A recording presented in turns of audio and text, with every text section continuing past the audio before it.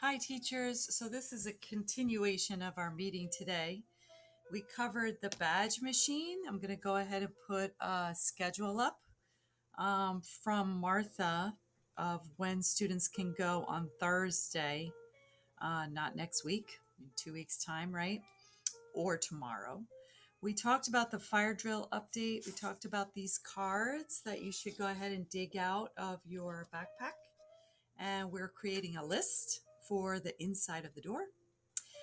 If you didn't sign up for a consortium work group, please go ahead and do that. And if you don't know how to do that, we have an ESL work group, and there's a schedule of when they meet. And then there's an ASE work group and a CTE work group. The staff lounge resources are really important. And if you forgot how to get there, everyone has been invited to the staff lounge. You can go to your dashboard and find the staff lounge information right here. Usually I post probably 3 or 4 times a week. So if you're not getting these, you really should become familiar with the staff lounge. You can find all of Drew's new letters here with the links, past links. And if you click into November, as Drew was reminding everyone, there are um, special links, information, how to do an hourly timesheet, CASAs, Frontline, the Adult Consortium website, different things like that. And if you want to join a work group, you can join right here. That would be a good idea to get information, good start. Um, to take a look at if your students are asking, how do I sign up for CTE classes? This is the way to start. You can walk them through, especially ESL students, if they want to participate in ESL intermediate or higher. They can go to this website and look at all of the courses that they qualify for. That's a really good way to start. Tomorrow, the high school diploma and the HSE work group, our in-house workshop, will be in room 9, 4:30 to 5:30. Hope you all can make it. There's a lot of new information to share. The ESL department met with their vendors of their digital libraries, Burlington Adventures, last week. Thank you, Lepe, for standing in for me as department chair on that. I really appreciate it. We got great feedback. The Burlington holds a brown bag lunch informational meeting. A couple of people attended that. Really good information in an ongoing fashion if you're interested in doing that. Just remember to turn in your timesheets to Alexis if you participated that and it went past your hours. It's really important to get those signed by either me or Alexis. Next thing on the list is the COAP red folders. These are really important. Rosalie put these folders in your outside your door mailbox. It's really important. It comes with a step-by-step instruction. For many of you who are in CTE, like medical assisting or high school diploma, and perhaps you have never filled out a sheet like this before, especially for portfolio assignments like writing a letter or an essay, the question becomes, how do I fill out this folder and get it back to Rosalie? Well, I will be coming around and asking you, let me help you on your folder. It takes maybe 10, 15 minutes, and I can do it right there with you in the classroom and bring the folder back. We will be doing this right after, if not this week, right after the holidays, that week in November and in December. Okay. Just a reminder for CTE class teachers, there will be a post-testing day. That's a non-negotiable where students will need to schedule a day to post-test. You can just put it on your calendar and students know they need to come to room 12 and post-test. Okay. Just a reminder that for the new students entering your classes, there's a module welcoming students that gets them oriented to Canvas and how to put in assignments, and it explains their CASA scores. That's really, really important that they understand that their enrollment has a 3-month expiration date. And that's really important that students understand that. So if they don't post test and they miss a lot of school time, then we have to go ahead and drop them. And they have to go through the entire process over again, where they have to pre-test, go through registration again. And so what we really want to do is encourage students to always keep their registration current by taking that post-test within the window. If they wait until the very last day of their 3-month and something happens that they're not able to come in, it's really problematic for them, and it becomes more of a hassle than a help. Okay. As we move forward into our November, December season of surveys, there's a bunch of surveys coming down the pike. Kelsey walked you through a survey, a bunch of different questions that she had earlier in the fall. But at the end of first semester, we have the COAP survey, where students pick their IELCE modules for the next year, and that will be coming through. We want feedback from all of our students so they can participate and choosing their units of study. What would that be based on? It is based on your binder in your classroom. And there will be a variety of items for them to choose from. These are their COAPs, and this is really important. COAP is, of course, the Civic Objective Additional Assessment Plan. And part of our requirements as a school for compliance is for students to take those surveys. Another survey that's coming your way is the SLOES survey. We do it every December. School-wide learning results are objectives that are based on our mission and vision of the school, and it coincides with those big SVAE purple posters that are in every classroom. If you don't have a poster, please let us know so we can get that to you, and that includes all the Cte classes as well. So that specifically will ask them questions that coincides to our mission and vision. So please look for those. We need those done as well. Let's see. I just want to show you this TS resource, which is called the Transition Specialist Hub. That is part of our consortium.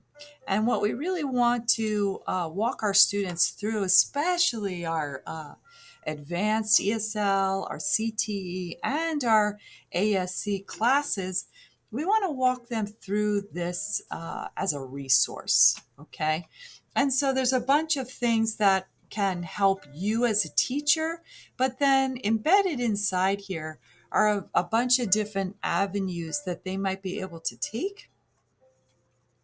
And there's some things across the South Bay Consortium that can help them, okay?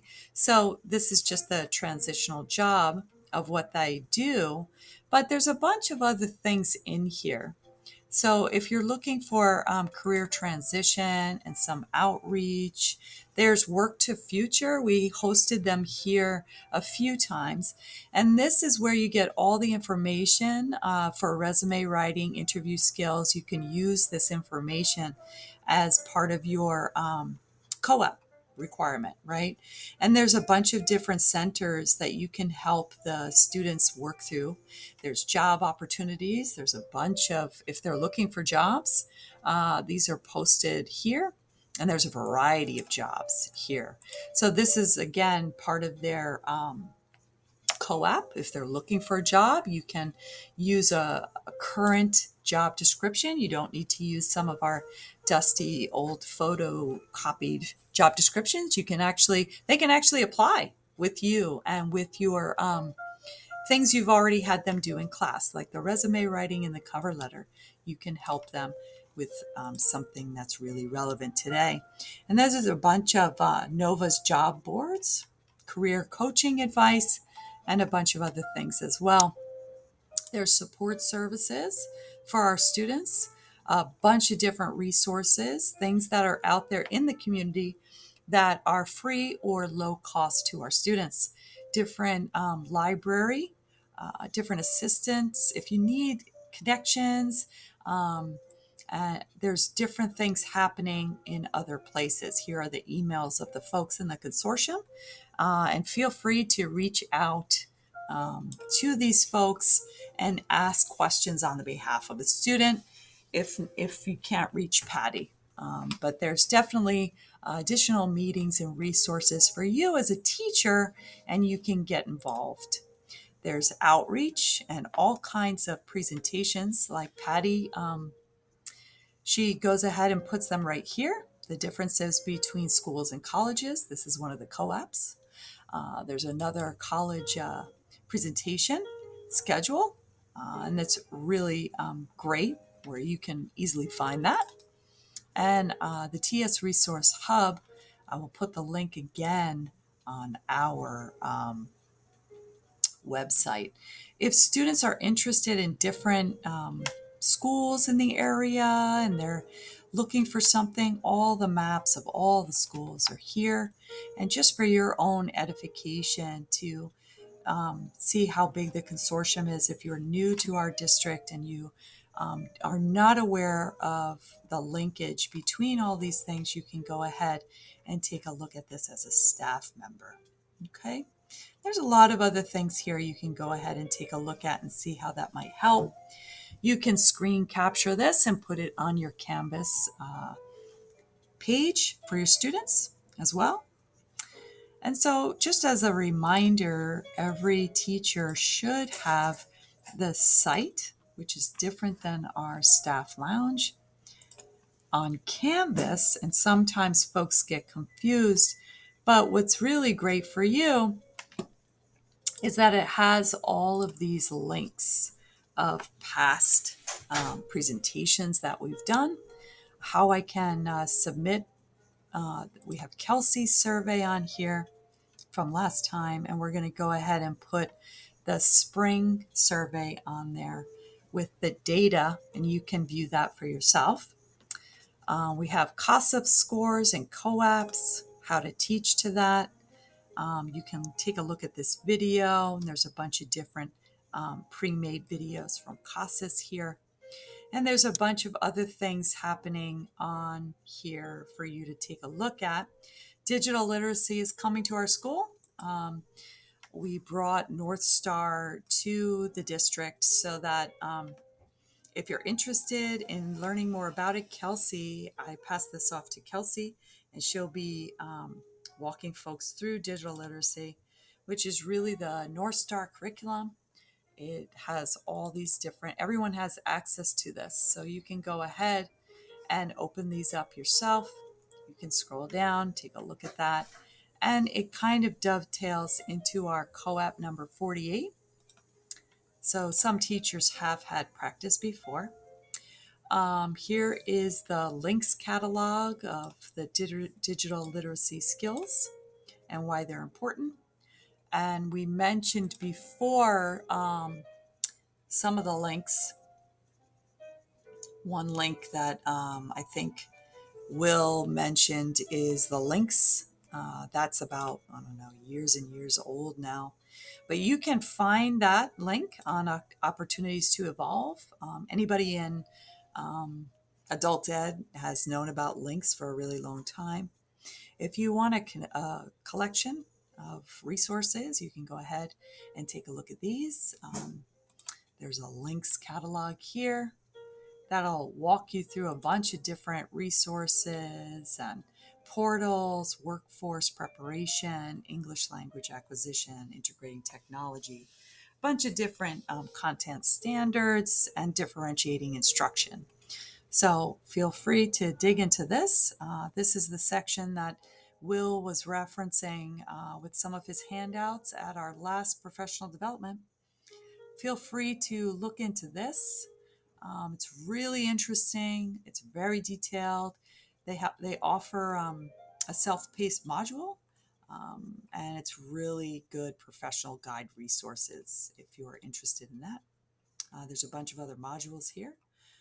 Integrating technology for the adult ed classroom and building a lesson with OER. Really good. Again, we highlighted this earlier in the year with the WIPAPIA lesson plan elements online. And we've already done a lot of work at this school, but in case you forgot it, this is where a lot of those come from. Okay, so you can go ahead and to dig into that. There's a bunch of our vendors are on here. Canvas and Cambridge, Burlington, CASAS, Building a Tech Ed Toolkit. Bunch of other resources is on Opportunities to Evolve. And that's right here on your homepage. Okay. And this would be on your site. Okay. How do I get to that again? One way is through the newsletter. And one way is through the updates that Alexis sends every week. It's always on that newsletter as well. Or you can just go to your site. Now, if you're looking for another place to get that information, remember all of these are linked. You can go to your Canvas page and go to your dashboard when you log in. And when you're in your dashboard, you can go to your staff lounge shell. And in your modules, you can find a variety of things. One of them are the faculty meeting and slide decks. So there was one in October, and I'll put the one from today here.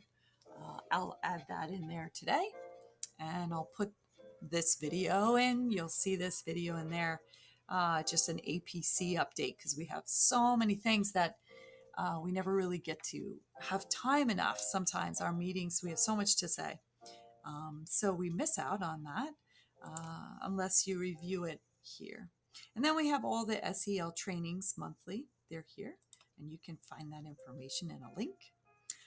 Then there's some different tips here that we followed up on today. The newsletters are here. And then Patty also sent out a calendar specific to November dates. So you can click on that. You can even print it out and have a copyright in your room. I'm pretty sure she went around and gave copies to everyone as well. And then if you go back to the module at the bottom, here's a frontline link. Megan reminded us there's office hours, there's a COVID contact, different ideas for evaluations. And then if you're looking for that link, these two sites work hand in hand. You have a site link, goes right to the Teacher's Cafe or Staff Lounge, and that'll link you back to this page and give you a bunch of different resources. Or you can go to another proper site, which is my curriculum shell, which gives you a lot of other different links of trainings and websites and all kinds of stuff. And there's a bunch of different things on that. So feel free, if you're interested in delving into all of those reminders. It's great to see Kahoot bubbling up again. It's about 5 or 6 years old. So a lot of our ESL teachers are super fluent in that. If you're interested in that, go ahead, try out Kahoot. I know a lot of our ESL teachers, when we go to our any of our classes, if you go into a ESL shell, you will find Kahoot somewhere down in one of the quizzes.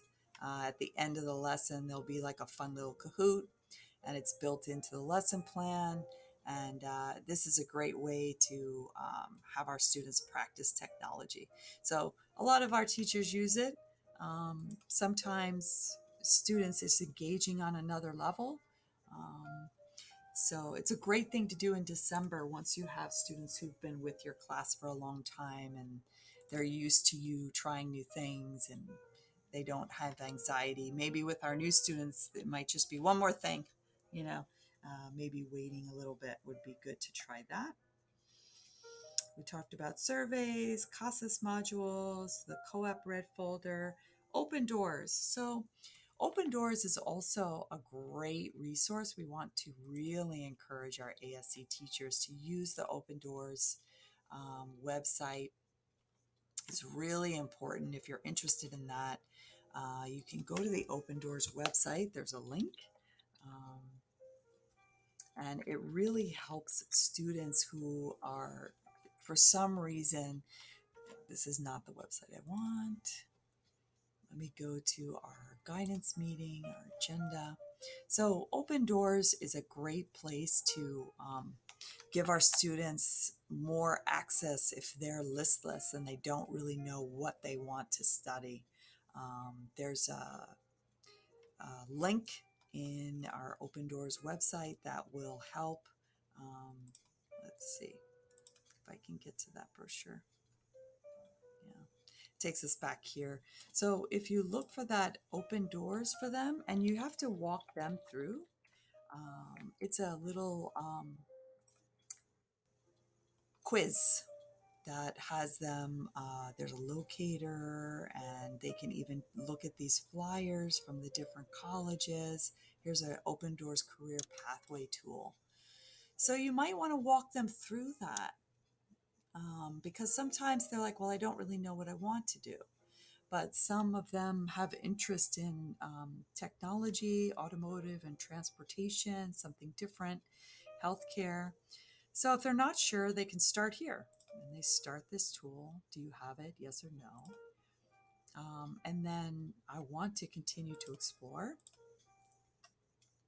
How long do you want to attend? So obviously a very short time. And then they give you a variety of things you can study: nursing assistant, medical assisting. And when they click on that, what's nice is it'll show you all the schools that are offering it. And you can see Silicon Valley has a pathway for them. And so if they're in high school diploma, we can dual enroll them in medical assisting at night. They can take high school diploma for 2 days and go to medical assisting or medical term for 1 night.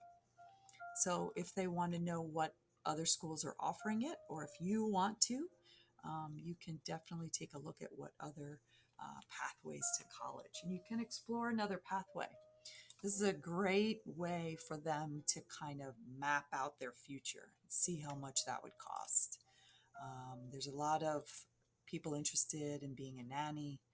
If they have a high school diploma, what can I do? What if I want to be a teacher, or I want to carry on working and going to school? Let's see what they have. You can walk them through it.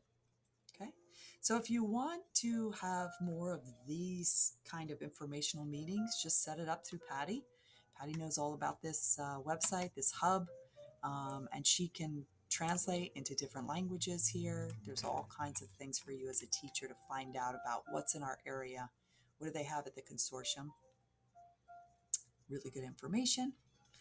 The last thing on my list here I want to talk about is our survey results.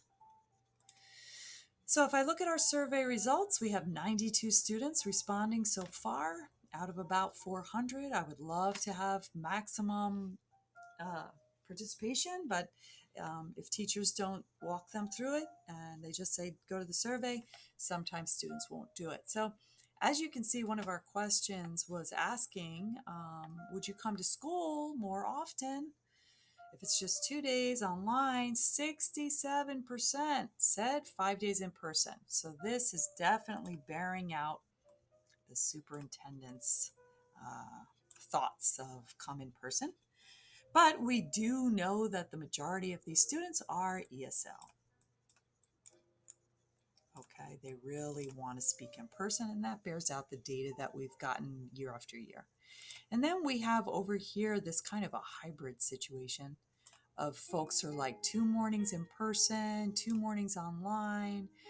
So you can see that there's also a need over here. We know that these students right here are ASC students. So they have other issues where they have young children in the house, and it's hard to navigate their work schedule, or they work in the gig economy, and now it's getting into the holiday season. So we're trying to be flexible, but this is really good data. Okay. And it says right here, would you take more classes? That's really good information. 40% said yes, right? Obviously, you can see what classes you would like more of. Okay. Obviously, they all want ESL and free conversation hour. And Patty, as you know, has offered some half an hour of free conversation. I think once a week you can send your students there, mixed level, open topic. There's no lesson plan. We're just going to chat. And that I think is starting at 11:15 to 11:45 one of the days. You can get more information on Patty. But if you want to, you can see that 16% are interested in digital literacy. The business English, we have these courses. Customer care skills, we have these courses. In room 9, I've been putting a bunch of blue folders with resources for students, especially if that's going to be our orientation room. And students are interested in this kind of information. What does customer service mean? What are these tests I need to take? Really important, good information for them and for you if you're interested in finding out more about that. You can see that a bunch of other students were very specific, and then people actually gave a lot of great kudos to Marion's class, Miss Lacuson's class. We have great people who definitely typed this in and translated it. They used a translation tool, and then of course they really enjoy studying, and they definitely want to know how they can do both, studying ESL or high school diploma and doing career tech ed, which we do, and we call it IET here. And if you want to know more about our IET program, it's in your binder, and I think it's all the way on number 9. So there is a class in the back which really breaks it down for them, and that is on a case-by-case basis for our students, depending on the course that they're interested in. There is space up front. You can look, there's an IET program, and there's a lot of good information in your binder. So all of this stuff is readily available at your fingertips, either digitally online or in the printed binder, as some of you have requested. And sometimes it just takes a minute to take a look at it. And if you release your students at 11:30 and you take the last 15 minutes to do your attendance and maybe look at the binder or go to some of these websites, Drew and I both feel like this is a class well spent, time well spent. So feel free to make use of your class time and don't feel like you have to stay after, but you can release your students 15 minutes earlier so that you can have time to look at these websites and resources. All right, that's it for me today. It's a lot of information, but it's November and I didn't have any time in September, and I didn't have any time in October on the faculty meeting, so I had a lot of time I had to catch up to. So if you need these, we're having ongoing meetings. I'm setting up vendors to have you participate. If you'd like extra time that's paid, please feel free to sign up for those. All right, have a great day.